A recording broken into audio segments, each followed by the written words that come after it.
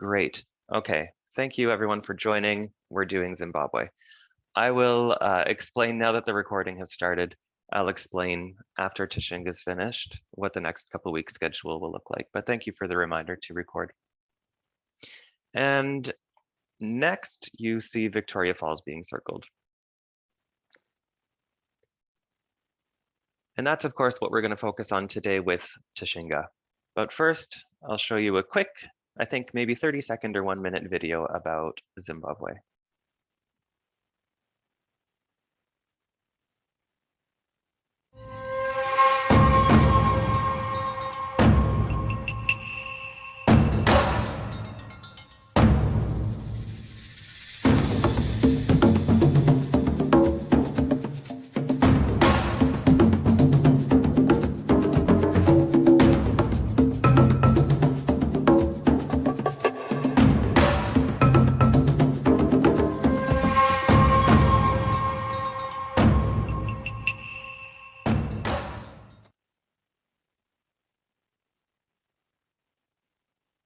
Okay, so you can see that there's so much to Zimbabwe. There's so many areas.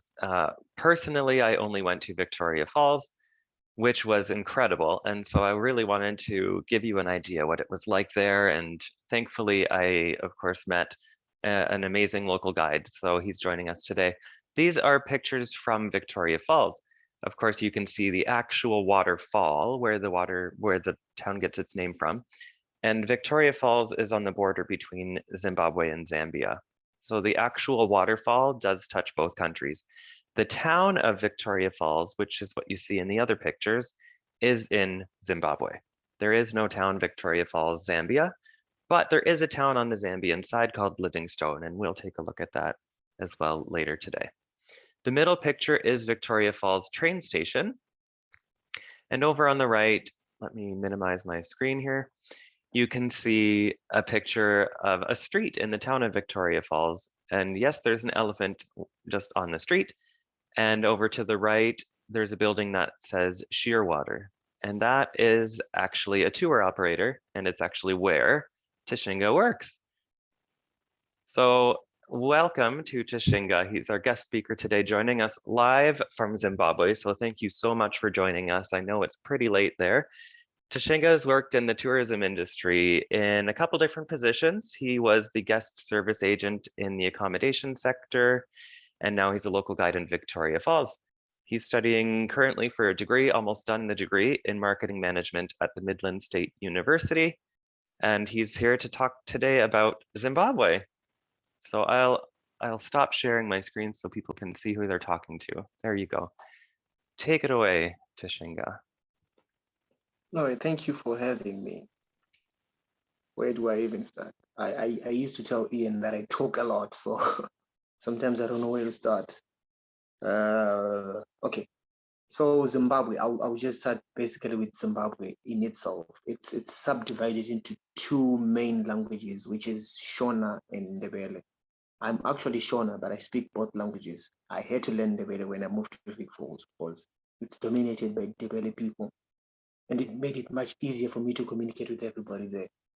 But I still speak English fluently because it's like a third language to us, and everybody's sort of forced to learn it in school. And then most of the people in Zimbabwe are Shona speaking people. That is like a good 60% of all the people in Zimbabwe, they're Shona speaking people. And then the other remaining and the Ndebele people, Tonga people, Nambia, and Nyanja. All these are languages spoken in Zimbabwe. And like I said, Ndebele and Shona are the main languages spoken in Zimbabwe. And I'm sure most of the information, like the population of Zimbabwe, you can get that on Google. But just for conversation's sake, it's like 8 million people in Zimbabwe. And then I'm going to move to Victoria Falls because that's where I stay and I love Vic Falls. So Vic Falls is like 45,000 people. And it being a tourism town, everybody in there works in the tourism sector. And it is the main industry in Vic Falls, such that if there's no tourism, then there's no Victoria Falls town in general. And Vic Falls, well, it gets its name from the falls, obviously. They were named by David Livingstone. the first European to discover the falls. And then the normal name for Vic Falls is Mosia Tunya, which translates to the smoke that thunders. And that is in the Tonga language. Every language basically has a name for the falls. Shona people call them Mapopoma, which just means thundering noise. Nambia people name them Chinotimba, which means the thundering waters. But basically, every language in Zimbabwe names the falls after their own languages, obviously. And then what else you need to know about Vic Falls? Oh, Vic Falls is quite a nice place to visit in general. It's not too touristy because the falls are situated in a national park. So we try by all means to preserve the whole national park vibe of the falls. That is why you saw an elephant in the middle of the street. That's actually a real picture. We see animals on the streets all the time. And if it's 10 o'clock and you're not yet at home, you need to get a taxi to go home because it's a bit dangerous for you to be traveling during that time. And Vic Falls is basically the big five. That's the elephant, the rhino, the leopard, the buffalo, and the lion. Although the rhinos are situated in a private game reserve because of the whole poaching thing that was happening in the previous years. But yes, we house the whole big five in Vic Falls. And the whole of Vic Falls, like I said earlier, it's a national park, which means people live inside the national park. And we try by all means not to disturb the animals because we are the ones who sort of invaded their territory. That is why when there's a bit of human and animal conflict, the national park will always take the animal side, no matter how bad the animals have devastated the people's houses or anything. And what else? It falls. Yeah, it's really hot. Like in the summers, we have a very short winter in Vic Falls, like basically 1.5 months. And the coldest temperatures ever recorded in wind is like 16 degrees, which is not too bad. And well, for some of us, I'm very sensitive to the cold. So 16 degrees is like negative for me. But basically that's Vic Falls. And yeah, what else? Oh, the people in Vic Falls, they're very friendly. Not because of it being a tourism town. No, they're just basically nice people. I remember when I moved to Vic Falls, I was scared because obviously, but they were very welcoming. Vic Falls is next to zero. Like the crime rate over there, it's next to zero. The only problem you encounter is obviously the baboons and the monkeys, but the people there would never steal anything from you. If you see somebody approaching you in Vic Falls town, they're probably trying to sell you something or trying to help you, which is a bit weird for an African country. I know most people think African countries are full of thieves and stuff, but well, Vic Falls is a different case altogether. And yeah, ever since the pandemic, well, Vic Falls seems as if in the whole country was hit the hardest because it only relies on tourism. We don't manufacture anything in Vic Falls. So now everything seemed as if it went like really down after the whole pandemic thing hit. So it's starting to pick up now. And yeah, 95% of the population in Zimbabwe got vaccinated. The president thought it was best that we get the first vaccination. So like 95% of the whole town has been vaccinated, save for maybe kids and people with chronic illnesses, but basically everybody in Vic Falls has been vaccinated against the pandemic. And thankfully, Vic Falls wasn't flagged as a red zone because ever since March last year when COVID-19 hit, we had like basically less than 100 cases recorded in Vic Falls and like one death for 2 years, which for a tourism town was a bit weird. I don't know, like surprising because people thought we received tourists from all over the place. And most of the tourists we receive are from China. And well, everybody knows that's where the whole thing started. But it's amazing how somehow we never got sick. Like every other town in Zimbabwe was hit with COVID-19, but Vic Falls was safe. And yeah, Vic Falls, it was safe from COVID-19, like I was saying. I have a question for you. So Okay. when it comes to your job in Victoria Falls, what is it that you do? Like, can you describe your job as a local guide and where do you bring people? All right, so my job as a local guide is I will start at the beginning. I'll obviously meet people at the airport because when you're coming in, you don't know anyone in Vic Falls. So I'll meet people at the airport, and then depending on where they're staying, because when Ian came to Vic Falls, he was staying with Kontiki, they were staying at Explorers Village. So I'll just use that as an example. The first thing we did was go to the hotel first, and then we take them on a boat cruise. It's 2 hours to 2.5 hours. We used to call it a booze cruise because there's alcohol on the boat, and somebody said, no, that's the wrong name. So we take them on the boat cruise, and on that boat cruise, it's on the Zambezi River. The Zambezi River is the river that feeds the falls. So the falls come from the Zambezi River.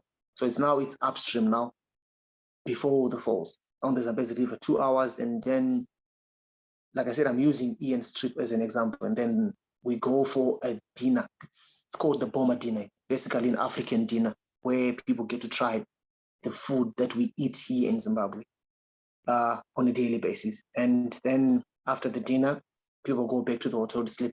Usually the dinner ends at around 10 in the evening or 11, depending on how much people want to eat. And then the following morning, we divided the group into two. Some of the guys went for rafting. Now, this is on the lower Zambezi. This is after the falls now. People go for rafting, and then the other guys went for a game walk on the Zambezi National Park. So basically, this is like a game drive, but on foot. Yeah, with a guide, with a gun. I didn't go on this one because I was with the guys that went for rafting. And then the rafting trip is like from in the morning to around 2 in the afternoon, 21 rapids, around 21 rapids. And most of the rapids are like grade 1 to grade 5 rapids. We don't have any, we have one grade 6 rapids, but nobody ever goes through that one. And then later in the afternoon, people go to the Victoria Falls Bridge, which is the bridge that connects Zimbabwe and Zambia. And then that's where people do activities like bungee jumping, zip line, and the bridge swing. And then after that, for the Kontiki group, the evening after that whole bungee jumping thing and the rafting is basically a free evening. That's where if people want, I go around with them, maybe to the local pubs, the nightclubs, the restaurants for dinner and stuff. But this depends on how tired the people are. And then the following morning, we take the guys, like the group, to the Victoria Falls to actually see the Vic Falls. And then I forgot to mention this. So if you come to Vic Falls, you have 3 ways to view the falls. It's either above them, in front of them, or under them. So above them, that's what we call the angel's view. That's on the helicopter, 12 to 13 minutes or 25 minutes on the helicopter. And then in front of them, that's the normal way. You walk the whole 2-kilometer stretch, viewing the falls from in front of them. And then below them, we have the rafting and what's called the jet boat. So on these now, you don't really go under the falls per se, but there's a portion where you get to view the falls from below them, but not basically under them as well. There's a lot of rocks and the water is a bit powerful over there. Yeah, basically that's how you, so with Ian's group now, some of them did the helicopter and some of them did rafting, but all of them did the whole walk of the falls. And then from there, so that's basically with Ian's group. And then with the other groups now, I've done a group with National Geography, and the first day they come to Vic Falls, we take them on a home visit, like they actually visit somebody's house for dinner, like a normal family dinner. And we'll sit with them and have dinner and have a normal conversation with local people, not the whole touristy vibe, but like a normal conversation. And then with this group, the following morning, they do the tour of the falls. And then some of them go for a camp drive or for an elephant ride. Although now, because of the whole animal rights thing, we don't do elephant rides anymore. We just basically do an elephant interaction type of thing. And then some of them go for the rhino walk. But this rhino walk thing, these are actually wild rhinos. So it's basically game drive with the rhinos. And there's a whole bunch of things you can do in Vic Falls. You can do canoeing on the Zambezi River, and bird watching. We have a lot of bird watching in Vic Falls. We have fishing. We have this whole activity that was introduced recently. It's basically rock climbing, but in the gorges. So it's quite new now. Like a lot of people, I've done it, but it's a bit scary. But well, people do it anyway. And I don't know. I think I need to entertain questions so I remember some of the stuff. Was there's a whole bunch of things to do in Big Falls. Yeah. We did have questions that some of the students sent to me in advance to ask you. So one of them is, what are tourists surprised about when they visit Zimbabwe or Victoria Falls specifically? I saw the first major thing that surprised everybody really is animals on the streets. I mean, that's not normal. You see elephants on the street all the time, buffaloes, warthogs, baboons, monkeys, yeah. And if you're staying at hotels that are in the outskirts of town, you actually get to see lions sometimes. Like for example, if you're staying like at the Elephant Hills, there's lions, leopards, they all come into the hotel, yeah, because there's no like electric fence or wall separating the animals from the hotel. Mhm. And also, well, the heat might surprise you if you're not used to it. It's really hot, yeah. That's Yeah. why almost every building is air conditioned. And also, what may surprise you? Well, how friendly the people are. Like I said earlier, the people are really Mhm. friendly. Like you would swear they're doing this for tourism, but take it from somebody who stays there. No, they actually are very, very friendly, the people in Vic Falls. And well, I know basically everybody knows the situation in Zimbabwe. So if you come to Vic Falls, you might expect to find, well, how the internet might post something differently. Like when you guys came to, like when Ian came to Zimbabwe, somebody had said that the falls had dried up, but Mhm. well, that wasn't true. So you might be surprised by some of the information that is being passed out there. When you come to Zimbabwe, then you notice, nah, this is not true. Mhm. So don't believe everything you hear on the internet about Zimbabwe. Yeah, Yeah, absolutely. I remember that the headlines when I went, they all said, "Oh, the Victoria Falls has been reduced to a trickle. There's no water. This is terrible." And it was for the headline, and it was for the attention and the clicks, and they make money, of course, if people read their articles. But what they don't realize is that that kind of news, it hurts the tourism because people go for the exactly. falls. And if they think the falls aren't there anymore, they won't go. So I made sure to mention that, I think even in our first class. And yeah, everyone is really friendly.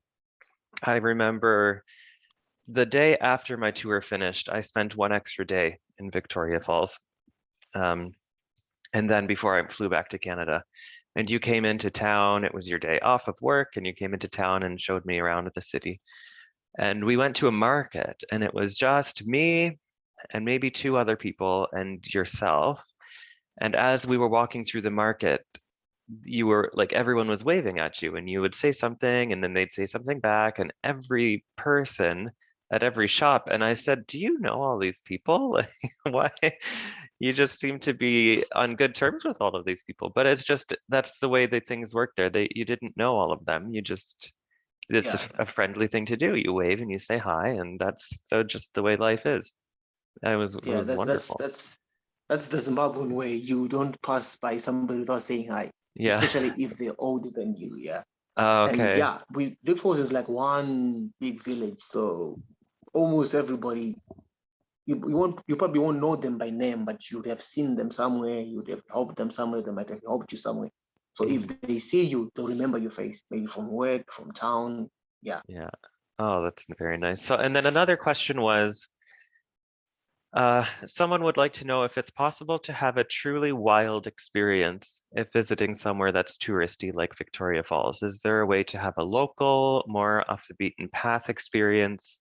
Maybe it involves a specific area or a time of year or accommodation. All right. I think I need to break that question into parts and yeah. So, like I said, basically the whole of Vic Falls town is built in a national park. So the whole touristy vibe it's a bit difficult to encounter there. Although yes, it's a tourist destination, so we try by all means to make sure people find us there like normal human beings. But most of the accommodations in Vic Falls are basically not too crowded, like I said. But yeah, obviously the hotels in towns, like in town, are a bit crowded. But then there are places like Zambezi Crescent. It's built in a national park. Like it can only accommodate like 19 guests in one go. So if you stay there, you are staying in the national park. There's no electricity there. There is no running water there. So yeah, but it's the whole wild experience thing. Like we try to make sure people are in touch with the whole living in the wilderness thing. And then there are also other lodges like, well, Azambezi, it's on the outskirts of town and it's a bit like far from town, like around 8 kilometers from town, and people can't walk from town because of the whole animal thing happening there. And then specific time.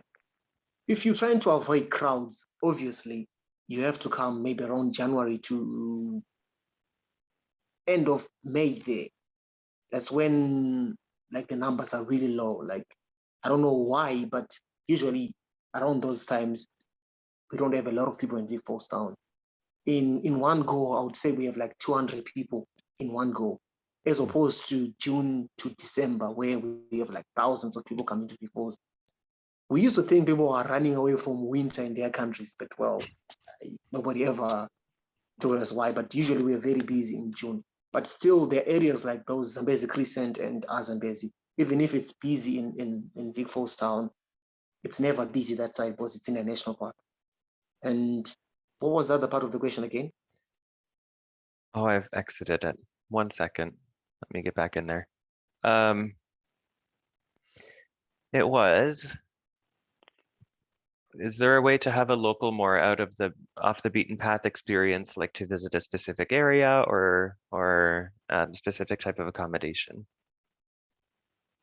All right. So obviously, if you request for that type of visit, they definitely have houses where they can visit.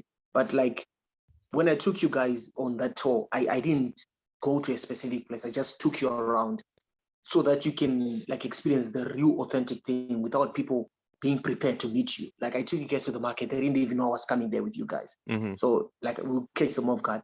And the good thing is now people in V4s basically they are open to allow people into their homes to experience the local thing without really being too much on the tourism side, like I said.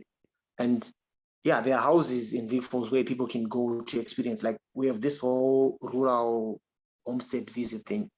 And usually we don't call in advance. We just show up with tourists. When we do show up, we are there and we tell them, look, these guys are from America. They want to see the authentic thing. So you find them there. They're probably milking their cows. They're probably herding their goats, and you catch them by surprise. So if you're looking for the whole authentic thing, that's what we do.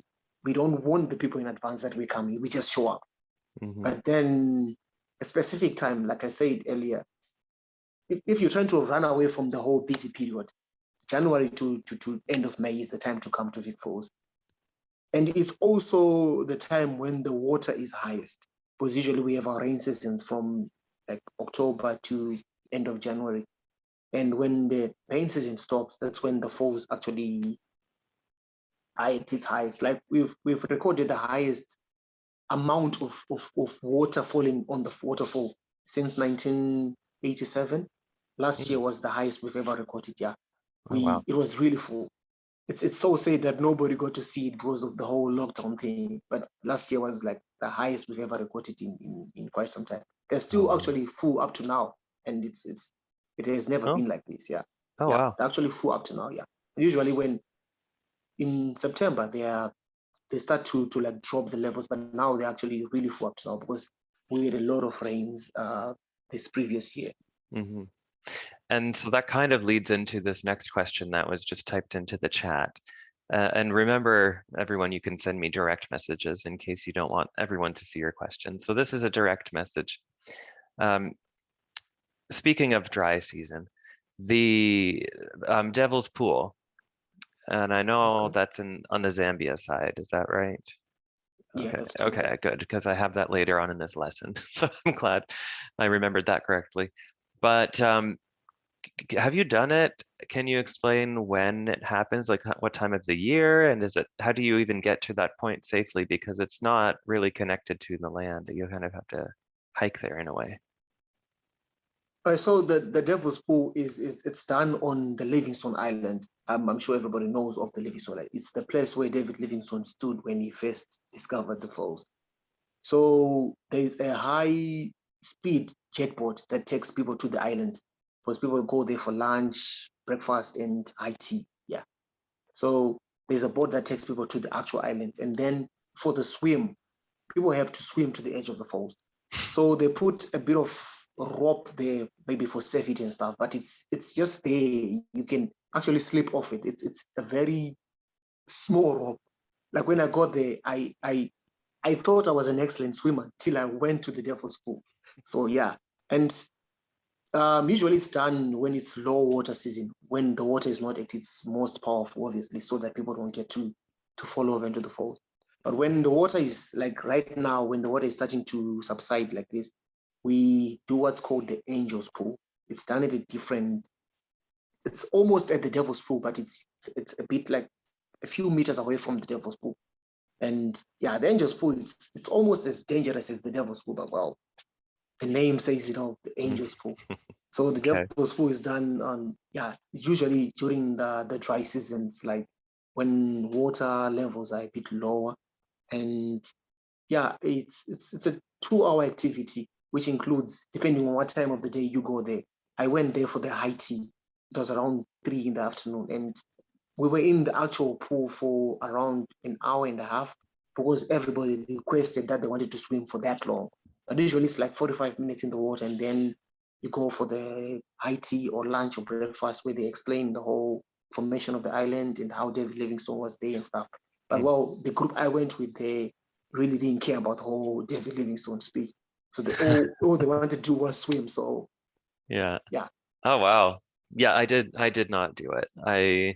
I looked into it and then I thought, no, the kind of the theme of this course and the other ones that I teach when it comes to looking at destinations is, did Ian do this? Did Ian go up that building or did Ian go up that high? And usually the answer is no, because I don't really like heights. So yeah, when everyone else was doing their extreme activities, which is aside from the actual waterfall, Victoria Falls, that's what Victoria Falls is, the area is known for, you said rafting and bungee jumping and all of that. So when everyone was doing that, I was exploring the markets and so on, which is a little bit more my cup of tea. Although I did do the zip lining because I felt somehow I was more safe. I don't know, it doesn't make sense. But thank you for answering all those questions. It really makes me want to go back. And any last minute thoughts? Let's see. Oh, I actually have done almost all the activities in Big Falls. Like name an activity, I probably have done it already. And well, it's because I'm not scared of dying, obviously, but I've done almost all of them. And if you're planning to come to Vic Falls, you need to do all the scary activities. That's how you're going to enjoy Vic Falls. I mean, Ian went to the market. I mean, everybody can go to the market. But well, if you do bungee jumping, I've done bungee jumping, I think at least 3 times now. The first time they forced me for work. The second time, oh, they sort of forced me again. And the third time was for my birthday. So I've done bungee 3 times, and it's always going to be scary each time you do it. It's never going to be easy. I thought maybe if I do it more times, it's going to be easier, but no. And yeah, do all the scary stuff. And you might need to experience the falls in all seasons, like the dry season and the wet season. Because during the high water season, you don't get to see a lot of the falls. Because from the main falls, maybe till to the bridge, if there's too much water falling into the falls, the cloud that's there is so thick you don't get to see anything really. Just white curtain across the falls. So if you really want to see the falls, you might want to come during the dry season. But well, if you want to get rain, like you want to get the rain, the rain effect of the falls, you might want to come during the wet season, obviously. And I don't know, I think I might have covered everything I rehearsed before I came to this. This, Yeah. yeah. Oh, this is great. Thank you so much for joining us. I know I don't know what time it is here, 5:45. It's almost midnight for you, It's so we almost really midnight. Yeah. appreciate it. And Right. we've got lots of messages coming through the chat. I don't know if you can see that, but there's lots of thank yous, and amazing to hear about Zimbabwe. One of the students is from Mauritius, and it reminds them a lot of home. So yeah, lots of thank yous, lots of now my next trip is Zimbabwe. So maybe Good. that was our goal and it worked. Yeah. Well, thank you guys for having me. Of course, and we'll catch up later. Maybe not tonight Yeah. because I know you need to go to sleep now. So I'll send you a message Yeah. tomorrow. I usually never sleep before midnight, but well, I need to Okay, finish perfect. this book I'm reading, and then yeah. Okay, sounds great. Thank you All again. right. But All students, right. don't go anywhere. We still have a whole lesson. Thanks, Tashinga. All right. Thank you very much. Yeah, bye. Bye. Okay, let's get this screen shared one more time. That was Tashinga. And he really does represent what I loved so much about that whole area, really, of Africa, not just Zimbabwe, but the hospitality, the way that everyone is just so friendly. They want to make sure that you're enjoying where they live and what they have to offer. And they really do go out of their way to make sure that you're happy and comfortable and that you're enjoying yourself. So it was an incredible experience. And like I said, my last international experience before COVID. So like if I had to stop traveling for a year and a half, I'm glad it was to Zimbabwe was my last trip. But yeah, I didn't really want to waste his time and talk too much about something that doesn't concern him. But I did start recording after after I made these announcements. So I'll make them just one more time. So the announcements were the following. Next week, you will have a destination quiz from 5 o'clock to 5:10, just like today. And that destination quiz will be on today's lesson: Zimbabwe, South Africa, Zambia, and Botswana. After that, so next Wednesday, I'm in a conference in the industry. So I have a Kentucky conference. And because it's a global conference, that means that the timing is a little different than a normal workday. So Wednesday from 5 o'clock to 6:30, I have a meeting. So next week's class will be pre-recorded. So it will be posted to Canvas and you can watch the recording. The following week, which is October 6th, there is no destination quiz and we will not meet on Zoom, but the reason is that October 6th is your module test. Module test number 1 will bring you from 5 p.m. to 7 p.m. Well, you have 2 hours to write it. For some of you, it might not take that long, but that's October 6th. Then the following week after that is reading week, your 1 week break from class. So we won't see each other again live on Zoom for a while. I think it's maybe October 20th next, because next week is pre-recorded. Following week is a test. And then the following week after that is a reading week. And I will go on a trip during that week. So I'll be happy to see you October 20th. Like I said, I think it's October 20th. I'll be happy to see you on the 20th to let you know all about the trip and what is it like to fly right now, and of course the destination, which will be very brief because it doesn't relate to this course. I'm just going to Atlantic Canada. I'll be visiting Nova Scotia, New Brunswick, and Prince Edward Island. So I'll be happy to share all of that with you. And lots of thank yous to Tashinga. I'll let him know that you quite enjoyed it. So that's great. Let's move on. And this is the Victoria Falls. This is where Tashinga lives, is in this area. And so this is the waterfall from a different angle. We've seen this before. We saw this in the first week. But if you're looking at the picture on your left side, is Victoria Falls, Zimbabwe. And remember I mentioned there's no Victoria Falls, Zambia. Zambia is on the right side of the picture. So their town is Victoria Falls, Zimbabwe. And the town on the Zambia side is called Livingstone. So there's no Victoria Falls, Zambia, the town, but the waterfall does go to both. And you can even see the trails that bring you, if you follow my mouse, there's trails that bring you along the edge of the cliff where you can view the falls. So a couple of things about Victoria Falls itself. It's located on the border of Zimbabwe and Zambia, and the Zambezi River creates it, sort of like the Niagara River creates Niagara Falls. So the nickname of it is the smoke that thunders, and we heard Tashinga tell us that that's from a local language. The translation of their word in their language to English translates as the smoke that thunders. So that is the nickname of it in English. It's the world's largest sheet of falling water at 1.7 kilometers in length, and it's about 2 times as high as Niagara Falls, for those of you who have been there. The town of Victoria Falls, like Tashinga was saying, is really accessible. It's so safe, so friendly. He said no one would ever walk up to you to hurt you or intimidate you. They walk up to you sometimes to sell you stuff, of course, like any destination, but maybe they're just asking you, oh, what are you up to? Do you need help getting there? Do you need directions or something? And like I mentioned again before, I stayed in Victoria Falls for an extra day, and Tashinga lives maybe 45 minutes away.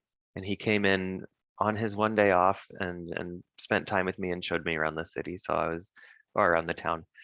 So really, really friendly people. There are restaurants, there's craft breweries, there's markets, there's accommodation, it's not a big town, but there's lots to see and lots to do. And usually when you're there, a local tour operator will bring you to the attractions. You can take a taxi. I took a couple taxis. I walked a couple places.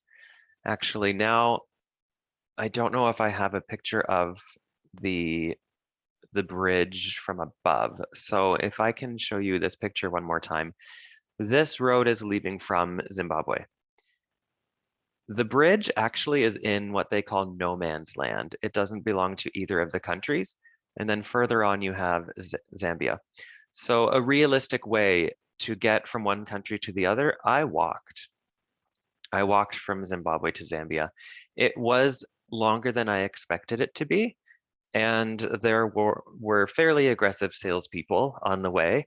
So because of those reasons, I would probably recommend taking a taxi if you're going to do that crossover. But if you're in Victoria Falls, Zambia is less than 5 minutes away if you're in a taxi. So of course, go over the border. You can say you've been to another country.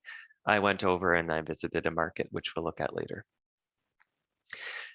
So he also mentioned in Victoria Falls a few activities that you can do. One of them is a boma dinner. And this is a traditional Zimbabwe experience where they eat food that they traditionally eat, or the tourists eat food that Zimbabweans traditionally eat. 99.9% of it is completely delicious and amazing. And they also have one questionable food. And of course, I ate it because I love travel. When I travel, I love eating. Doesn't matter if it's delicious or not delicious, I'll eat it. And you'll see what I mean in a moment. So they do traditional dances and shows and play their drums, and it's really a lot of fun. Speaking of touristy activities, I did find it a little touristy, but everyone loved it. So it was a really cool experience. And they have meats, vegetables, exotic fruits and juices and so on. But also, like I said earlier, something that's less appetizing maybe for certain people, which is mopani worms. So yes, they serve these there. They cook them first. They're not raw. They kind of roast them in a way. And I have all these little segments, I guess you could say, of class. Last week, was it?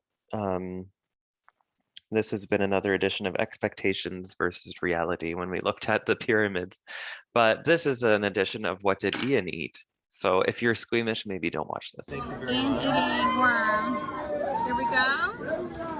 Ooh. It's big, it's scaly. Oh my god, it is. Ready? Yeah, I got you.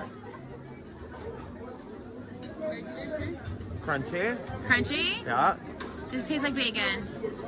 It tastes like I can feel its little feet. Oh no! I mean, I don't hate it, to be honest. It's not bad. Okay. Yeah. Okay. So that's enough of me eating worms, but here's a quick little video about the actual whole experience of the Boma dinner.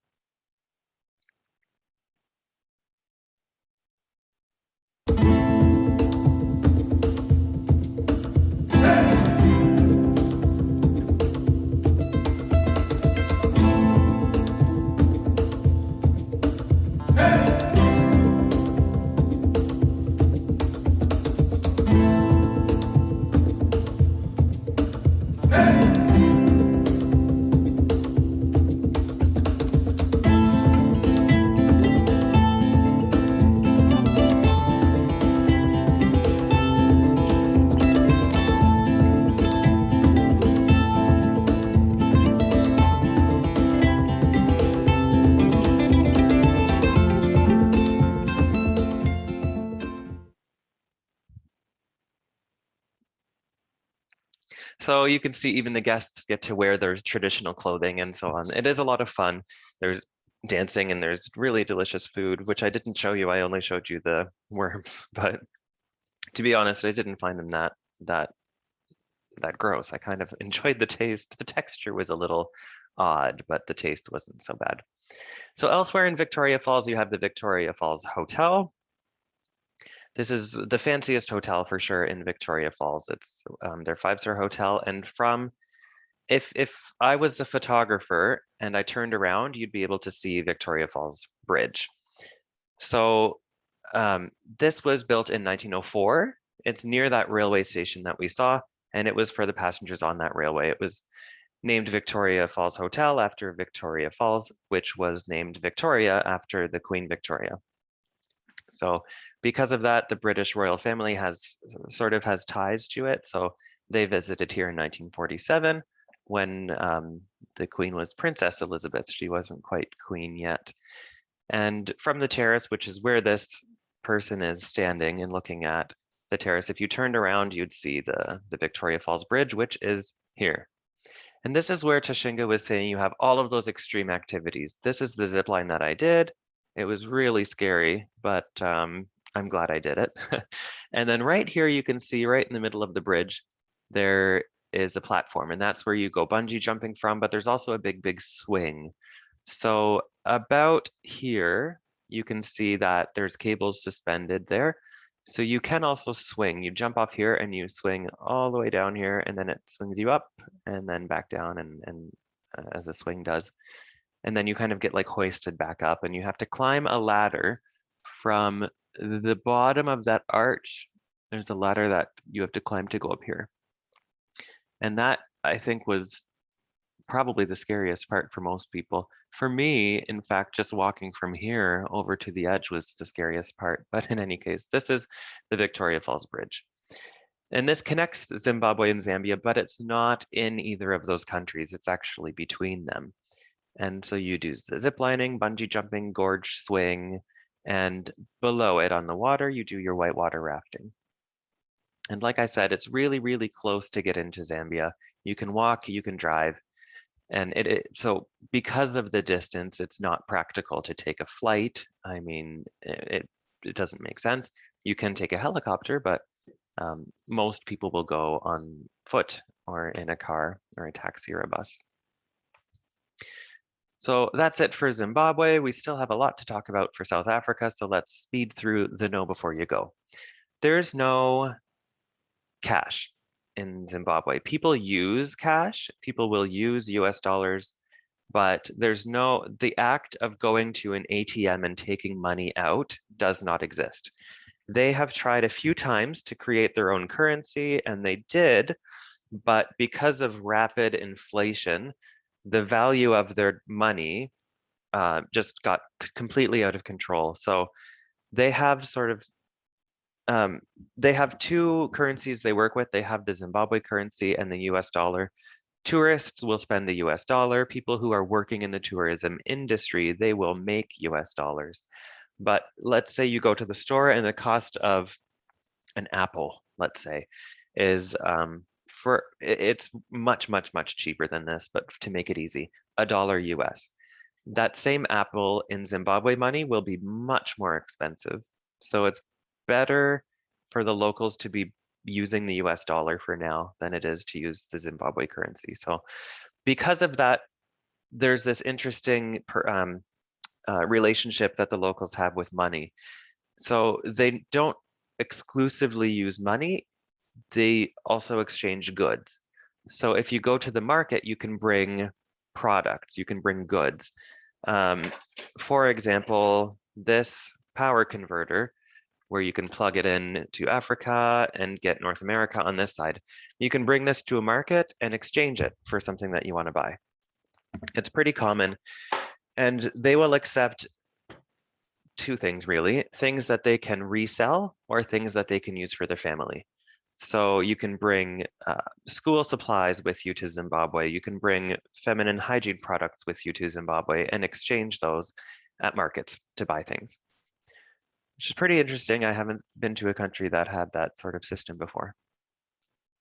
So that's it for Zimbabwe. Kind of sad to see it go. I really loved it, but South Africa was also pretty amazing. So here's a map of South Africa. Once again, I know I've said it every week, but some students are new just this week. So things are really small on these maps. So make sure if you want to look at the map in more detail, you'll go to Canvas and download the PowerPoint. You can zoom in and it becomes much, much more clear. They're pretty high resolution maps, so you'll be able to see the details when you do that. So South Africa, flag carrier is South African Airways. IATA code is SA. Couple major gateways, Johannesburg and Cape Town. Currency is South African Rand. Again, a currency code, you don't need to remember that. You just need to remember the airline codes and airport codes. Language there is English and Afrikaans. And they have more than one capital. They've got a couple different capitals. The Cape Town is the legislative capital. Pretoria is the executive capital, and Bloemfontein, clearly an Afrikaans name, is judicial. So you'll notice something kind of unique about this country on the map, and that is that two oceans meet. The Atlantic Ocean and the Indian Ocean meet very close to Cape Town. So that in itself is an attraction. People like to go see that. So if you're going to fly into South Africa to see where two oceans meet, you'll go to Cape Town. There are a couple countries that are, well, there's one that's located within South Africa, Lesotho it's called. And there's one that's at the edge of South Africa called Eswatini. And I mentioned in the first week that Eswatini, until very recently, about 3 years ago, was called Swaziland. And so I know lots of people think sometimes that geography is easy to memorize. There's countries, there's capitals, there's rivers, and it's one thing or the other and it doesn't change. But things do change, and that's a great example that Eswatini has just changed its name very recently. And we will start the lesson in Cape Town, I'm pretty sure. And Johannesburg up there is one of the capitals. And that's where you would fly into to visit Kruger National Park. But we'll talk about that when we get there. And Kruger is now being circled for you. But first, let's watch a quick video about South Africa.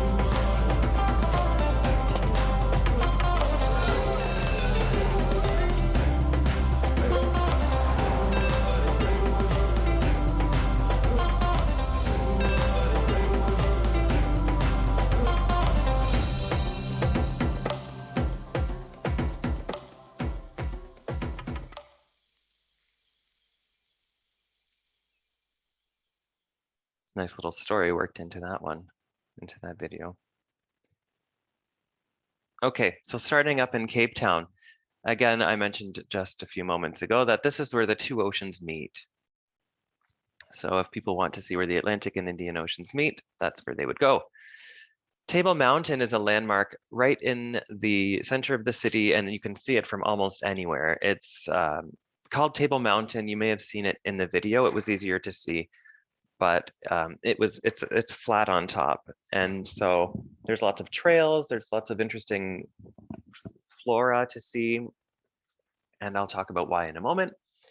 You get to the top of Table Mountain with a cable car that actually rotates. So wherever you're standing, you kind of get a nice panoramic view. And beaches in Cape Town, they're beautiful, but the water's really cold. And that's why you saw penguins in that video as well. So if you want to go to Cape Town, it's amazing. There's restaurants, nightlife, shopping, wineries, beautiful views. There's penguins. It's kind of hard to find a city that has all of those things at once. And so here's some views of Table Mountain. You've got the cable car, which in the inside rotates. There are people who I saw actually climbing up the side of Table Mountain, which of course I wouldn't do. I was scared enough as it is to take this picture. And you can see there it's a bit better just to recognize how flat the top of it is. I mentioned that the flora, the plants and flowers and things are really interesting to see there. And that's because in the whole world, there's 6 kingdoms, floristic kingdoms, they're called. One of them is just pretty much around Cape Town. Of course, it's bigger than that, but you can see that similar plants grow in this big area, similar plants grow here. But in other words, that means you can go to Cape Town and see flowers that you can't see anywhere else in the world. And of course, I mentioned penguins, so we need to mention penguins and show you a picture. The beach that you can find them all on is called Boulders Beach. Boulders Beach penguins, and that's really close to Cape Town. If not, it might even be considered inside Cape Town. A couple different things to mention when we're talking about South Africa in general, especially Cape Town. So let's start with the Cape Town specific things. They have wineries, and you can go for tastings, just like you do here in Niagara-on-the-Lake, Niagara Falls area. This is called the waterfront, the harbor front. And again, lots of restaurants, and this is where your it was sort of, they called it a marine wildlife cruise would take off from. And of course, there's shops and nice walks to have there and entertainment and people playing instruments and everything. The food was out of this world in South Africa and Cape Town specifically, because it's right on the ocean. There's lots of delicious seafood. And the picture up in the top left, I put there because South Africa experiences something called load sharing. And load sharing is when the power goes out, because their infrastructure doesn't support providing people with power 24/7. They have to turn people's power off from time to time. So when I arrived there, it was, I'm going to say, like stage 1 of this load sharing. And so the power went out for an hour or 2 hours. But by the time I left, they were up to stage 3 or something, where it was off for 12 hours a day, something like that. So lots of tourist facilities, restaurants, accommodations, they'll all have generators so that you don't even really notice when the power does go off. But if you're in a local restaurant, which is where I was most of the time, or in someone's house like this picture, the power might just turn off. And it's kind of fun. It's everybody cheers and everybody lights candles and then you just socialize. It's a nice way almost to disconnect in a sense, because of course the Wi-Fi turns off and we didn't have data. Okay, a less kind of, well, a more important thing to talk about is apartheid when we talk about South Africa. So apartheid is an Afrikaans word for apartness or being apart. And it was a racial segregation policy that was in place in South Africa from 1948 until the early 1990s. So we're not talking about that long ago at all, that the country was racially separated. So South Africa, the policy was put in place so that South Africa would be run politically, socially, and economically by the white population. So everything from where people could sit to where their houses could be to what kind of jobs they could have, it was all dictated by this policy called apartheid. And so because it only just really recently finished, 1990s can sound like a long time ago, but we're only talking about 30 years ago. You see evidence of that policy still. So of course, the law has changed. The people's mindsets, of course, have changed as well.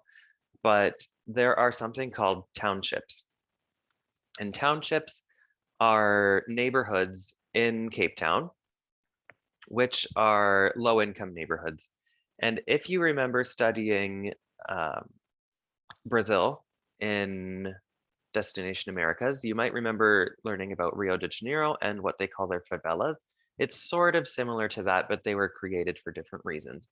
So the reason that the townships were created in South Africa, that was because of apartheid. And they're still there and people still live there because when you're in that life, it's hard to get out. And so we went to a township. It was one of those incredible eye-opening experiences. And when you go to a township, if you go through a tour operator, that's a good way to make sure that, well, do your research, of course, but the tour operator I went with made sure that the money that we were spending was going directly to those townships. It wasn't going to some CEO, you know, kind of thing. So this is the townships. That's me drinking homemade beer out of a bucket. What could go wrong? But it was a really cool experience. So today, even though apartheid is over, the consequences remain. Townships account for about 25% of the South African population. But tourism is picking up here in these townships. And like I said, if you go with a tour operator who's responsible and you can research where their money goes, that money goes back into that same community. I went to the Langa township, and here's some pictures from my visit. And they were just so excited to see us, these kids. So I took a little video of them dancing for us.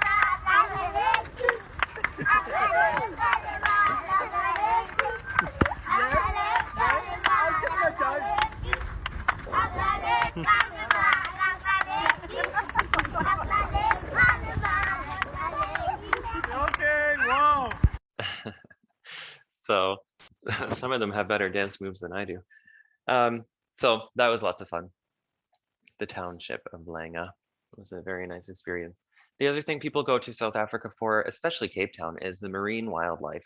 So around Cape Town, there's a lot of marine wildlife. You can see great white sharks, Cape fur seals, penguins, whales. There's so much to see in the water itself. Yes, you can go diving with sharks. You go into a cage and they swim around you.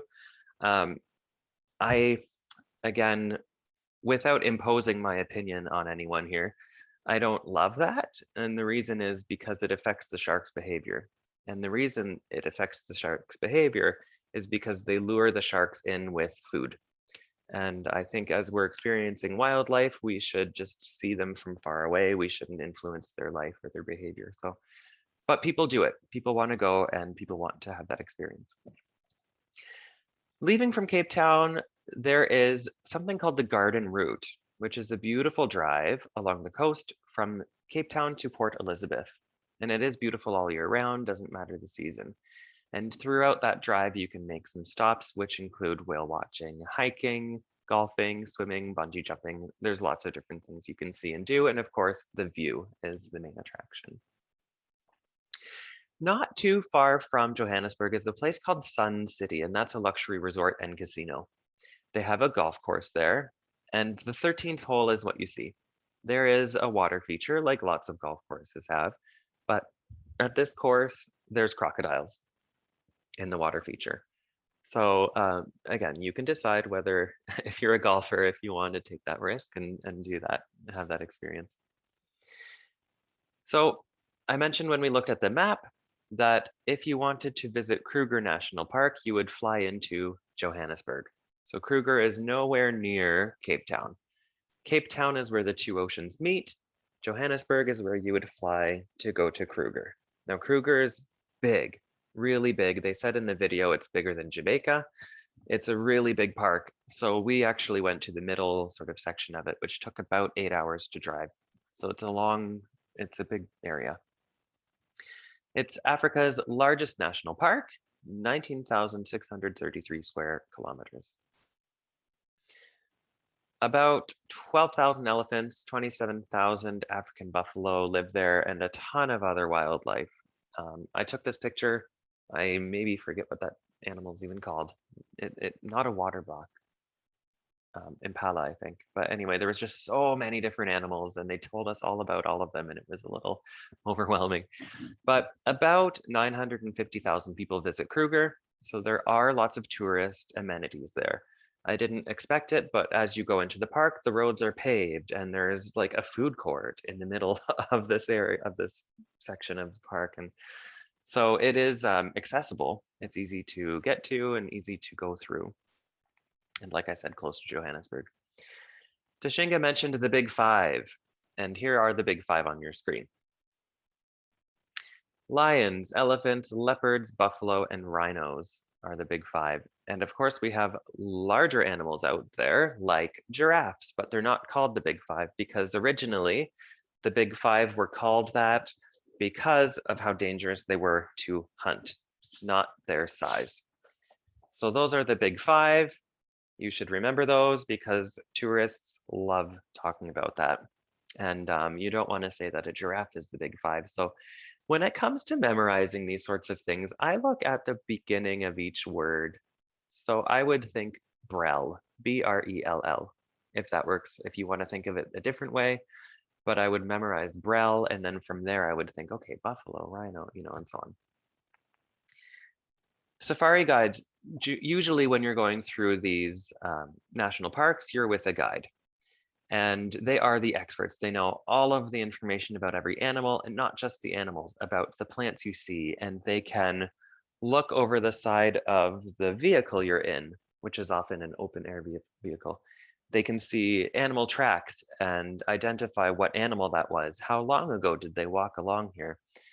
They can look at, for example, elephant poop and say, oh, that elephant was here today. Let's go looking for him. Let's follow his tracks.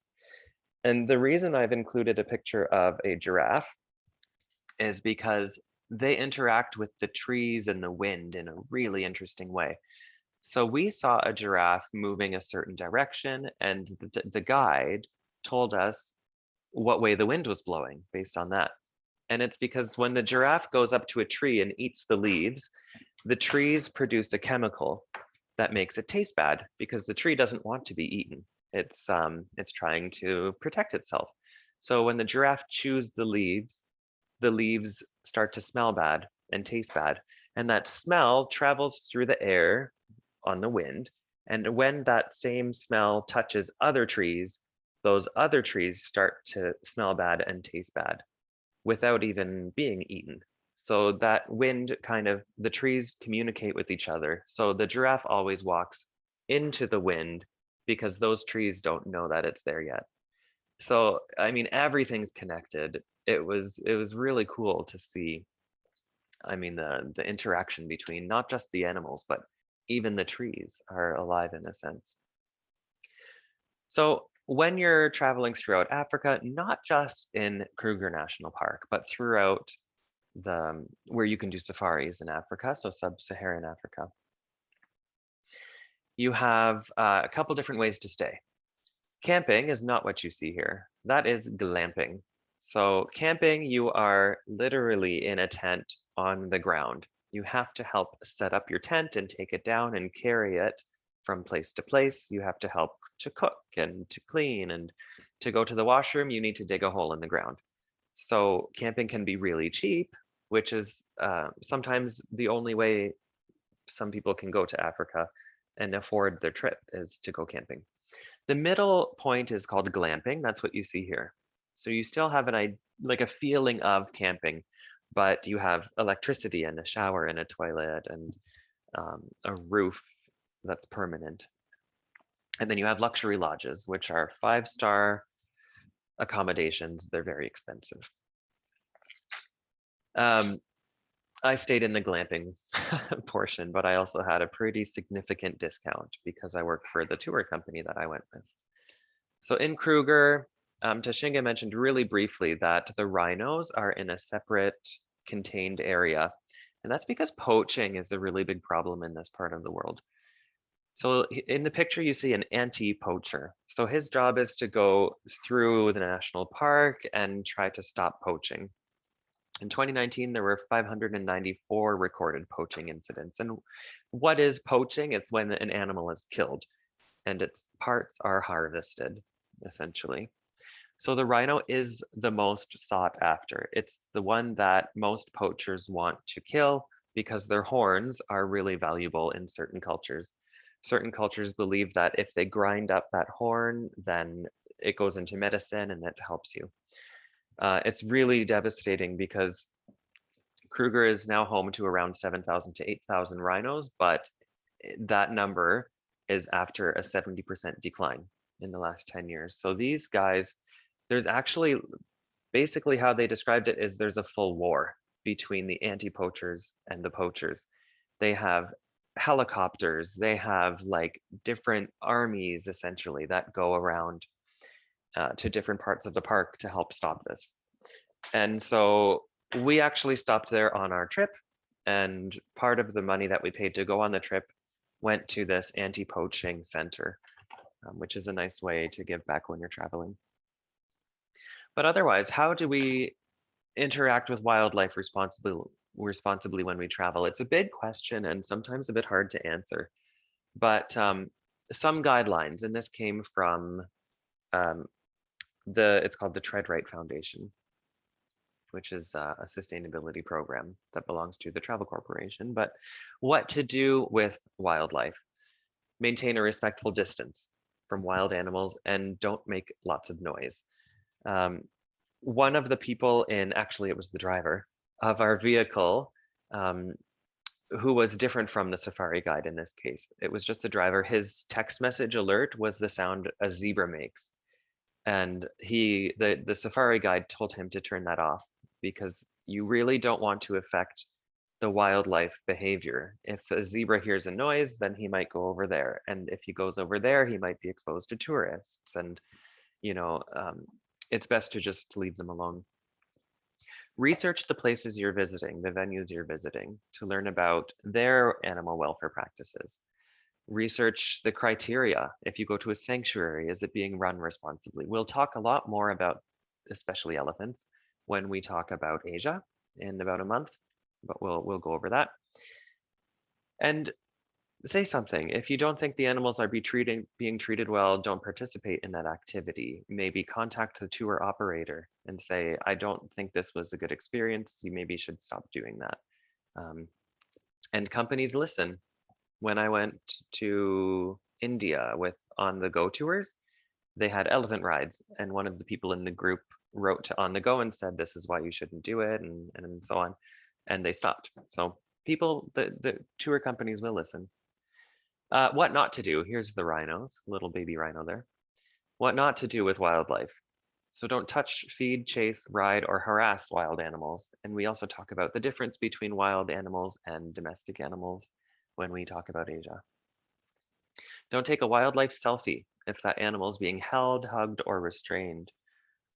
Don't purchase, so this is what not to do, remember. Don't purchase wildlife souvenirs like ivory. Don't operate drones near wildlife because it freaks them out. And what is really interesting, and I never even thought of it, is don't post pictures to social media and tag your location, because poachers go through everyone's posts and say, oh, look, they just took a picture of a rhino and look, they're at this location. So then the poachers will go there afterwards and hunt for that rhino. So really interesting stuff to think about, makes you think in a different way. That's it for South Africa. The rest is really quick. I know it's getting a little late, but remember classes from 5 to 7. So Actually, if we were on campus, it's 5 to 6:50. So you have time to walk from one class to another. So we will finish by 6:50, don't worry. So this is Zambia. Again, right across from Victoria Falls, you've got Livingstone, the town right down there. And Victoria Falls is right beside it, the town in Zimbabwe. Capital is Lusaka. Currency is Zambian kwacha. And Livingstone is being circled because that's where we're going to go. But first, we'll watch a quick video about Zambia.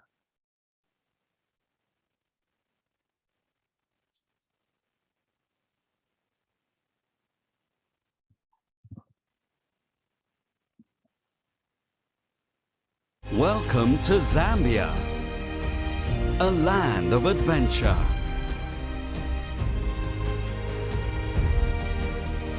Experience relaxing resorts. Discover abundant wildlife up close. Home to the greatest attraction of them all, the breathtaking Victoria Falls. Zambia, let's explore.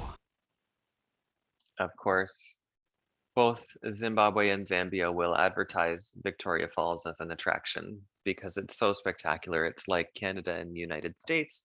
Of course, we both advertise Niagara Falls, so that's why you saw it in both videos. So whoever asked the question about the Devil's Pool earlier, you can see it right here. This is what we were talking about. This is on the Zambia side. And there is a section called the Devil's Pool. Tashinga did it.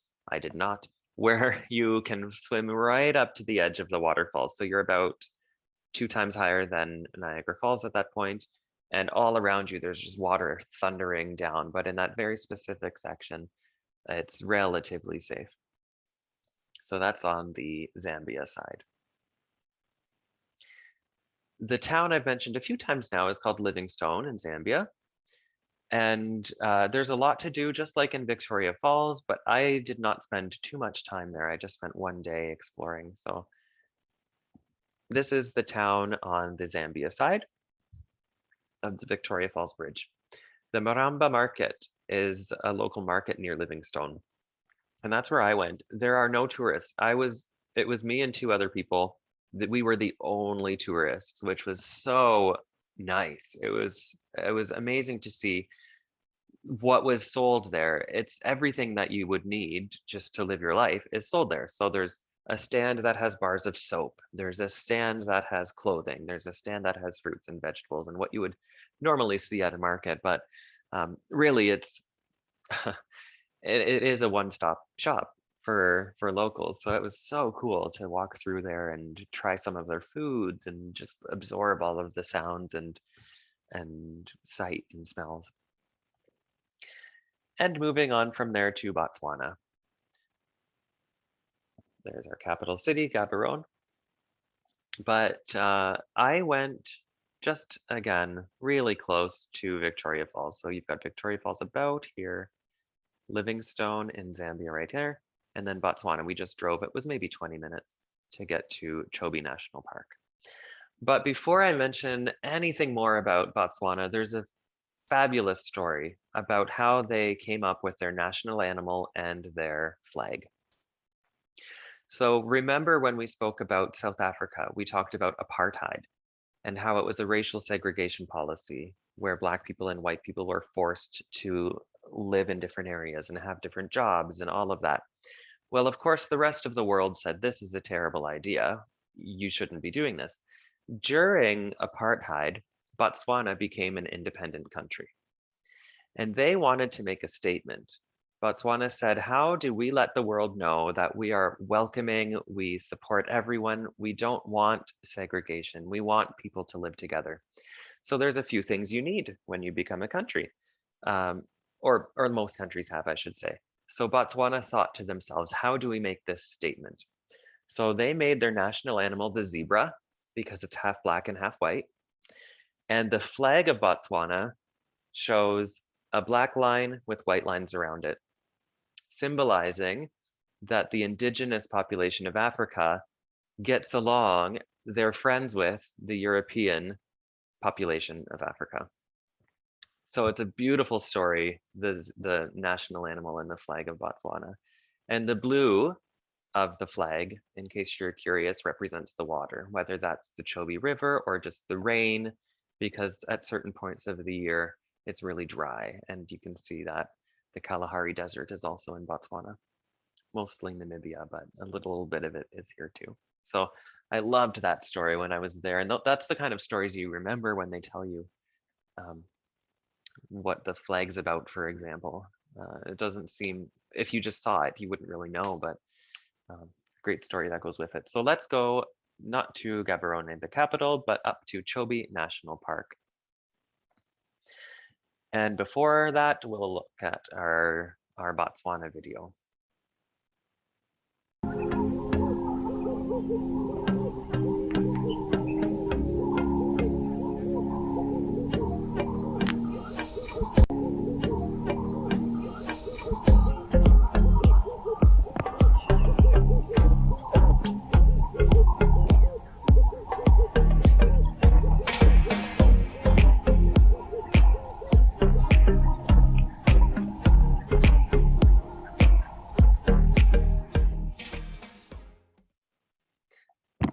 So pretty amazing to see those animals interacting again. Just very quickly, you saw some birds on a giraffe.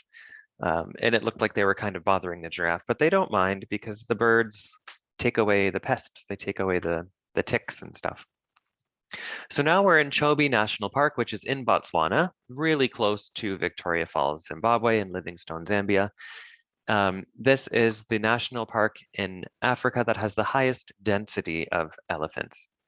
So when you think of the number of elephants for the amount of space, then you'll see most elephants here in Chobe National Park. That's a picture that I took actually from our little vehicle.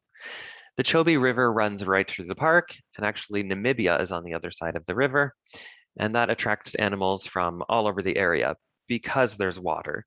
And just like Zimbabwe, when Tashinga was speaking, Botswana, they have national parks, but for example, South Africa, they have national parks that have a big fence around it, so those animals can't leave.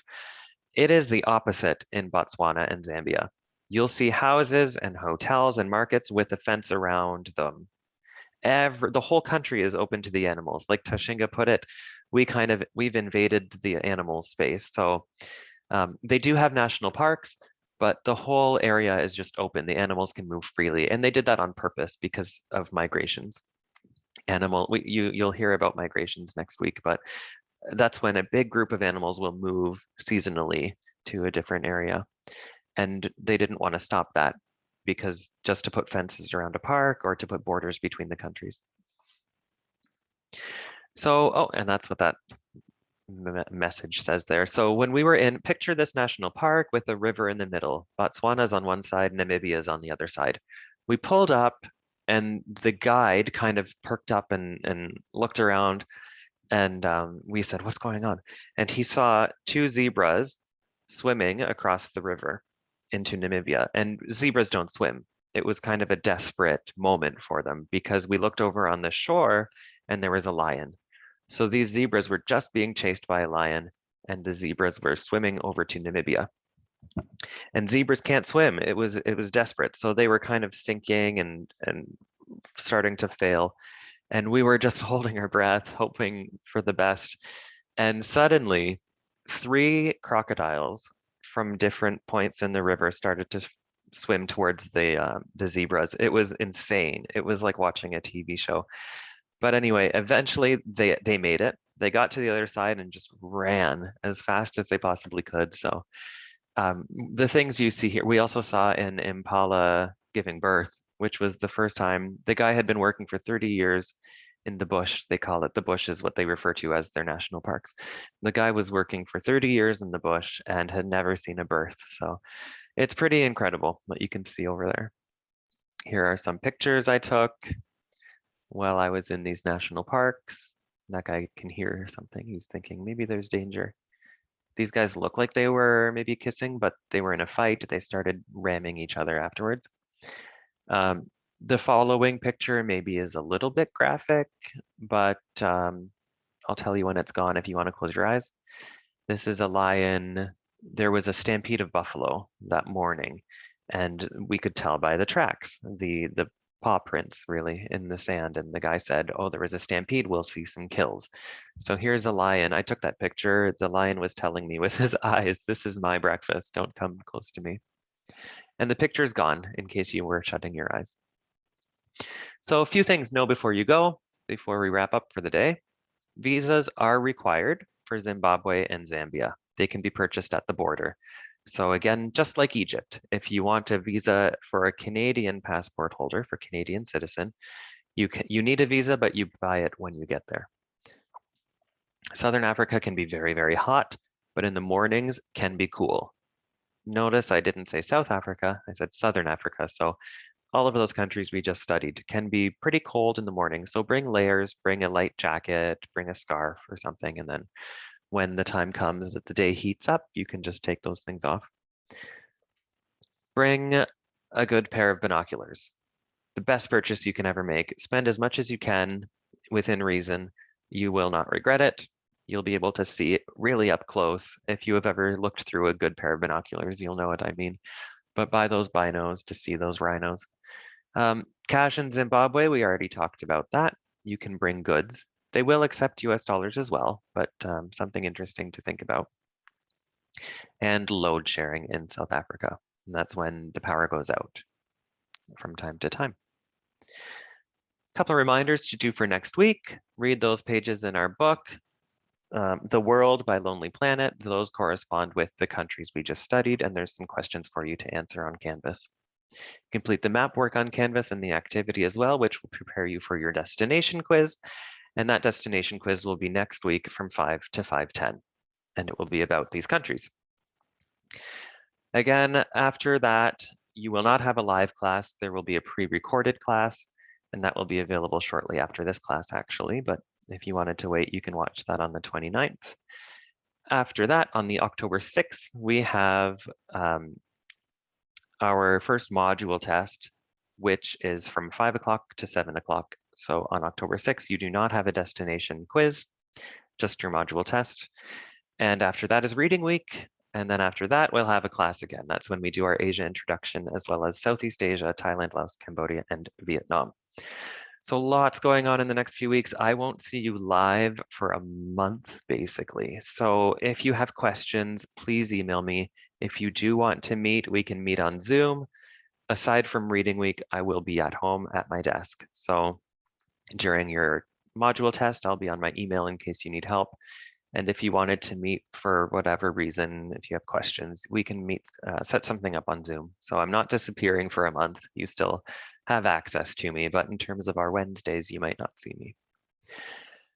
That's a lot of information to take in for one class, a guest speaker and a lesson aside from that. So if anyone has questions, it's 6:39. We can hang around for another 10 minutes or so. If you don't have questions, thank you for coming out. Thank you for supporting Tashinga. And I'll see you all basically in a month. Thanks, man. You're welcome. Thank you. Thanks. Bye. Bye. Have a good. Thanks. Thank you, Ian. Enjoy your trip. Thank you.